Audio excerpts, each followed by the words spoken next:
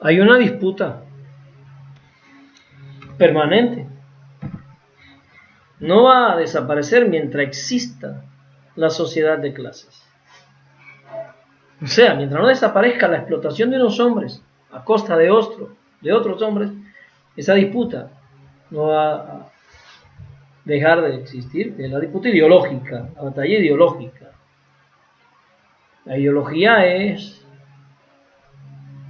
una forma de entender la realidad según los intereses particulares y de grupos. Y por tanto, no hay nadie que pueda no tener ideología, porque no hay nadie que esté al margen de las disputas por la tierra, por el agua, por la Coca-Cola, por el trabajo, por el dinero, por lo que sea. El hombre es un ser, a partir de la sociedad en la que vivimos, que desde que nace hasta que muere, está constantemente definiéndose ideológicamente, tanto en el plano privado como en el plano público. Y cuando usted está en su casa y va a comer con sus hijos, ¿qué vamos a tomar? Pues tráete una coca, ¿no? Usted está definiendo un consumo que tiene una importante connotación ideológica. Porque usted compra la coca y la coca se hace con el agua que hay que privatizar. Le roban el agua a los pueblos, la envenenan con todos esos productos, te la venden y tú decides por la coca. Esa decisión no es neutra.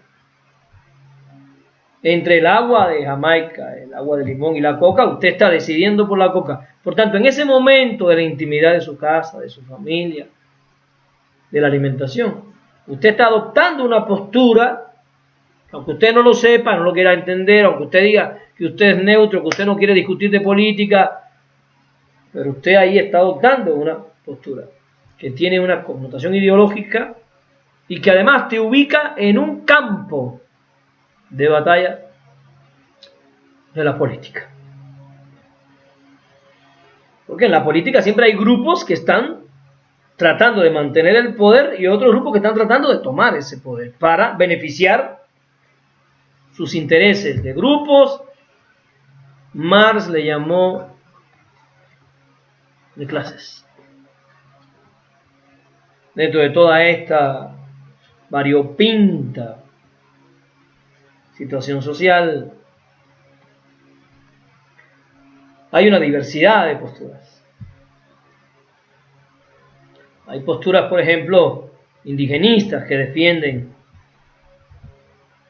objetivos que están determinados precisamente por su historia, por su contexto, por su territorio, por sus urgencias, y que a veces no coinciden con los objetivos que están peleando una gente de allá de la costa,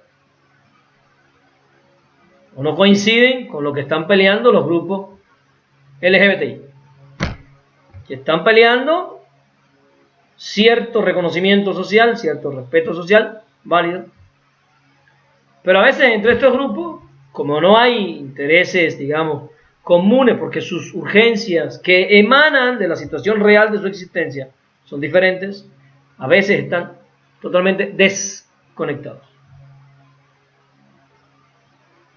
Y lo que ocurre entonces es que aquellos dicen, pues respetamos el derecho de esa gente a pelear por sus problemas y nosotros por los nuestros. Y así se van dando grupos y grupos y grupos y grupos. Es interesante, a veces hay una ciudad donde bloquean las calles los camioneros, pidiendo, exigiendo ciertas cosas, beneficios económicos para su grupo de camioneros, choferes de camión. Una semana más tarde bloquean los mototaxistas, defendiendo el derecho que ellos consideran que tienen, y ahí bloquean, y es válido, es su derecho. Y después bloquean otros, y después otros, y después otros. Y es interesante cómo todos estos grupos se mantienen desconectados y cómo el Estado logra incluso ir negociando con cada uno de esos grupos por separado, porque esa es una estrategia del Estado, fundamental. No solo es una estrategia del Estado hacernos creer, y no nos los hace creer porque nos hipnotiza, no, nos hace creer esas cosas porque además muchas veces ni siquiera tenemos el conocimiento, la información de cómo funciona la sociedad. Estudiar, ¿no?, a Montesquieu, el príncipe de Maquiavelo, estudiar la filosofía de las culturas originarias, la organización de los pueblos en comunidad, y ir teniendo elementos de diversas maneras de organizarse, grupos humanos, para entonces entender hasta qué punto sí, hasta qué punto no se puede por aquí o no se puede por allá. Eso implica un nivel de lectura, un nivel de información que no está al alcance de todo el mundo, porque el capitalismo evidentemente no pretende tener un pueblo culto, porque la cultura es peligrosa para el sistema capitalista, y por eso el capitalismo tiene un pueblo entretenido con el fútbol, con Laura Bozzo, el Chavo del Ocho, Bob Esponja, y todos esos entretenimientos no solo se consumen el tiempo, sino que crean hábitos contrarios a los hábitos de la lectura. Como yo en un video el otro día expliqué, los hábitos de consumir televisión no son neutros tampoco. No, profe, me va a decir a mí que entonces hay hábitos priistas. Sí. ¿Pero cómo es eso, profe? ¿Es una locura? No, esto no es una locura. Cuando tú quieres oprimir a un pueblo, tú tienes un tipo de educación, un tipo de propuesta de entretenimiento que va desarrollando hábitos de consumo a costa de otros hábitos que al sistema no le conviene. Al sistema no le conviene que la gente lea, que la gente comprenda lo que lee, que la gente se ponga a escribir artículos, que se ponga a debatir. ¿No les conviene eso? Porque entonces, imagínense ustedes que empezáramos a debatir y empezáramos a escuchar a los otros y a sacar conclusiones. Sería terrible. Sería terrible. Entonces, el sistema nos divide. Nos divide porque no tenemos la cultura suficiente para no dividirnos. Nos divide porque nos entretiene para que no accedamos a esa cultura suficiente para no dividirnos. Nos divide porque negocia por separado con los grupos estos. Se sienta y negocia y les da ciertas prebendas. Y eso le da a los grupos un sentimiento de corporativismo, de efectividad, de lógica del propio grupo. Entonces empiezan a consolidarse hacia adentro y dicen, dentro de esto todo, fuera de esto nada. Y van estableciendo incluso criterios para ir encauzando a toda la gente en función de esa lógica, y al final es un grupo que se incomunica totalmente con otros. Eso es parte de lo que quiere el sistema. Eso es parte de lo que el sistema nos educa y de lo que históricamente nos fue dando, y hoy lo vemos como algo natural, como algo lógico. Perdemos la identidad, dicen. Algunos dicen, perdemos la identidad. Como si acaso establecer coordinación con otros grupos de oprimidos fuera aniquilar mi identidad. Como si los grupos LGBTI fueran a perder la identidad y fueran a perder la orientación social sexual porque se coordinaran con grupos, digamos, de feministas. Nos han vendido esos discursos. Yo creo que son falsos. Los discursos de encerrarse en su propia lógica, en su propia problemática, en su propia urgencia, y no ver el problema total, no ver la totalidad, yo creo que es un error. Bueno, yo y otra gente. Usted se lee Néstor Cohen, y Cohen coincide exactamente con esto que estamos explicando. El capitalismo no puede reproducir la cultura imperialista, sino estableciendo estas divisiones y estas lógicas sectaristas se le llama. ¿Qué es un sectarista? Es un oprimido que pone sus intereses frente a los intereses de otro oprimido y no está dispuesto a sentarse, a establecer un diálogo, a establecer un objetivo común, porque a veces necesitamos, bueno, a veces no. Cuando uno se acerca a Lenin, uno descubre, y bueno, cuando uno ve la realidad de las revoluciones triunfantes del mundo, la china, la rusa, con todo y lo que le pasó después, la vietnamita, la coreana, la revolución cubana, la revolución venezolana, nicaragüense, etcétera, etcétera, etcétera. Ha habido caminos diferentes, unas por las armas, otros por las elecciones, otros de otro modo. O sea, ha habido caminos muy diferentes, porque en lo que es la filosofía política no se puede cerrar el horizonte, hay muchos caminos. Pero algo sí queda claro: para poder llegar al gobierno necesitamos unirnos, establecer alianzas. Y luego que estemos en el gobierno, vamos a poder ir haciendo lo que se puede ir haciendo. Porque si usted llega al gobierno y usted quiere que en 4 días desaparezca el capitalismo, eso no va a poder ser. Y a veces hay compañeros que dicen, bueno, pero es que yo no entiendo este gobierno. Es que pusieron a este hombre ahí que es un hombre de la derecha. ¿Por qué? Y es que en la historia y en la política no se hacen las cosas como uno quiere, sino según se van dando las condiciones y según se puede. Y yo no creo que hubiese sido posible hacer todo un gobierno con un pensamiento izquierdista. No lo veo viable, tampoco lo veo correcto. Fíjense cómo pienso.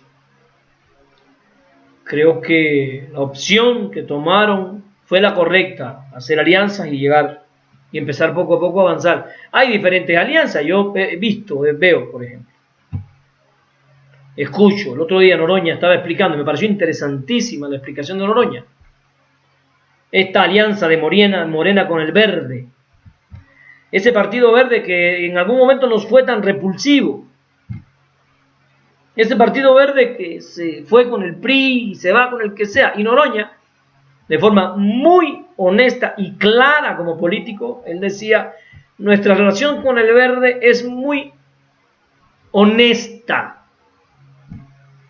¿Cómo que honesta? Sí, están con nosotros mientras estemos en el gobierno. Cuando nos saquen del gobierno nos van a traicionar. Es muy clara esa relación. Es una alianza que nosotros necesitamos, porque para algunas cosas nosotros necesitamos establecer alianzas para poder avanzar en leyes y en procesos y en construcciones que solo no podríamos hacer. Y en lo que vamos avanzando se va ganando la hegemonía, se va consolidando la base social, se van rectificando los errores, se van quitando gente que no tiene que estar. Vamos viendo dónde mejoramos, dónde se le está entrando agua al barco, tapa por aquí y por allá. Porque un proceso de cambio como este que se está dando en México no puede nunca, y nunca va a ser un proceso simple, lineal, sin conflictos, sin contradicciones. Yo sé que hay gente que tiene fobia que le digan la dialéctica, ¿no? La dialéctica materialista. No, gracias. No me hablen de eso. Por favor. No vamos a poder si no nos ponemos a leer de todas partes. Pero lo que sí hay claro es algo. La lógica de dominación del sistema incluye dividirnos, separarnos y hacernos creer que las urgencias específicas de cada grupo son más importantes que el objetivo común de todos. Y eso es falso. Al final empezamos a construir, o podemos estar construyendo, enemigos ficticios. Entonces puede creer el grupo LGBTI que yo soy su enemigo porque yo soy heterosexual y además, ¿no? Y pueden creer tal vez una feminista: bueno, Miguel no, porque Miguel es hombre y además no me gusta, es heterosexual, ahí anda con sus cosas. Bueno, el hecho de que yo tenga conductas machistas, cosa que creo que tenemos todos, incluyéndolas a ellas, porque venimos de un sistema patriarcal y es muy difícil, hay que estarse peleando con uno todos los días. Todos los días uno tiene que estarse peleando con uno para evitar reproducir uno mismo los errores que uno está criticando en el sistema. Eso tenemos que entenderlo. No es puro acá, puro allá, y entonces no queremos ni tocarnos porque somos tan puros que nos vamos a contaminar. Así no es la cosa. Entonces el sistema lucra con todas las divisiones que nosotros vamos creando. Son divisiones ficticias. Si uno deja de tener todas estas, mira, si uno se quita la careta de los grupos LGBTI, feministas, originales, lo que sea, uno lo que ve realmente en el campo de batalla son oprimidos y opresores. Al final, nuestras urgencias apuntan exactamente en la misma dirección: destruir al sistema de opresión, destruir al capitalismo. Lo que pasa es que eso no se puede hacer de golpe y porrazo, eso no se puede hacer por decreto, eso es un proceso histórico en que nosotros, la izquierda, tiene que ser capaz de crear hegemonía, crear unidad de acción, crear unidad de criterios, de principios, aunque haya diferencias. Yo creo que es importantísimo que nosotros discutamos estos temas, porque si al final nos dividimos, como está pasando, y tú no, tú eres de la derecha, yo soy de la izquierda. Yo escuché a Jalifé el otro día explicar. A mí me gusta escuchar a Jalifé, tiene mucho elemento de economía, sabe mucho, hay que aprender de los que saben. Y yo lo escuché el otro día decir, me gustó su idea. Ya no se trata de derechas y de izquierdas. Se trata de gobiernos nacionalistas que están tratando de recuperar sus riquezas para satisfacer las necesidades de sus pueblos. Y gobiernos neoliberales que están entregando la riqueza al extranjero. Me encantó esa clasificación de este maestro, de este intelectual, de este profesional mexicano. Porque realmente así es. Dussel alguna vez nos dijo, la revolución hay que verla en varias dimensiones. Primero, la revolución nacionalista para recuperar la riqueza. Después, la revolución social para acabar con la pobreza.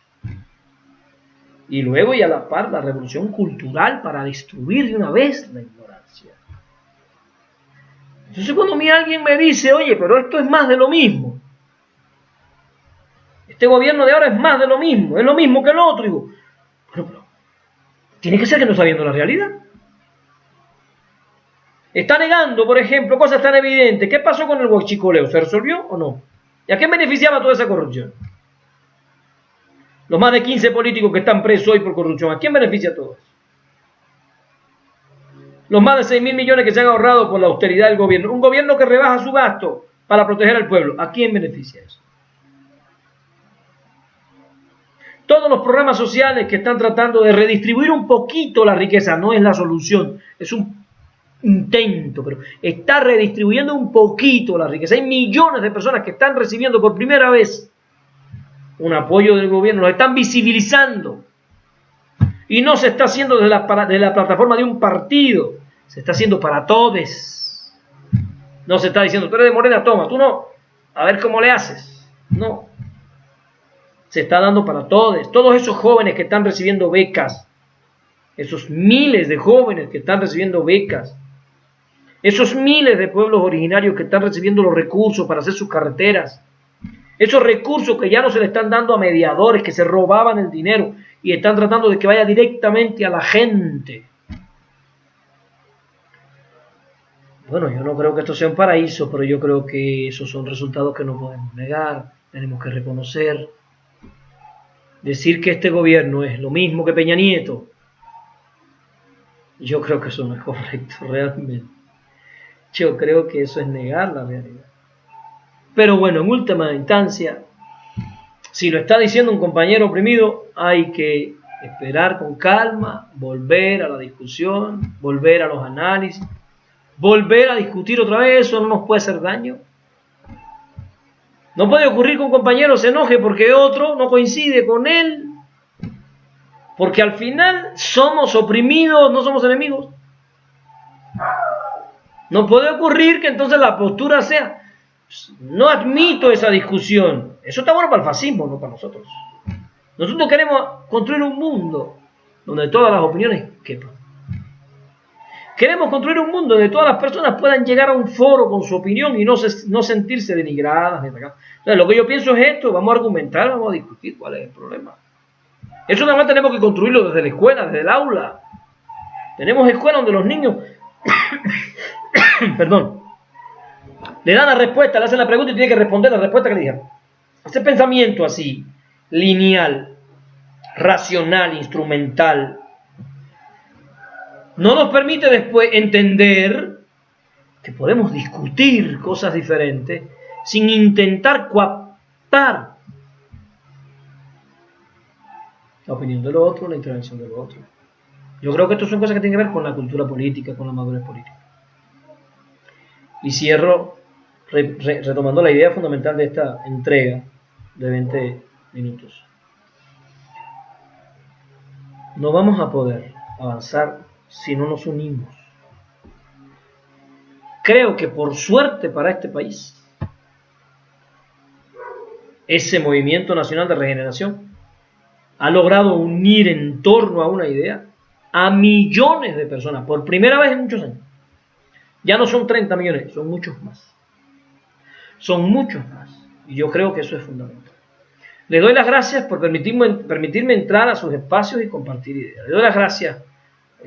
No estamos enseñando a nadie, no estamos pretendiendo más que agregar un poquito, granito de arena a todo este debate que se está dando para construir un mundo mejor.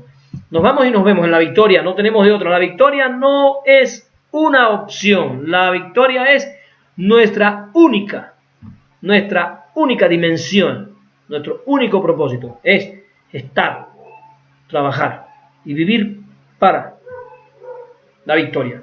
Nos vamos y nos vemos. Y me despido como Susi, mi hermana. Chao. Pescado.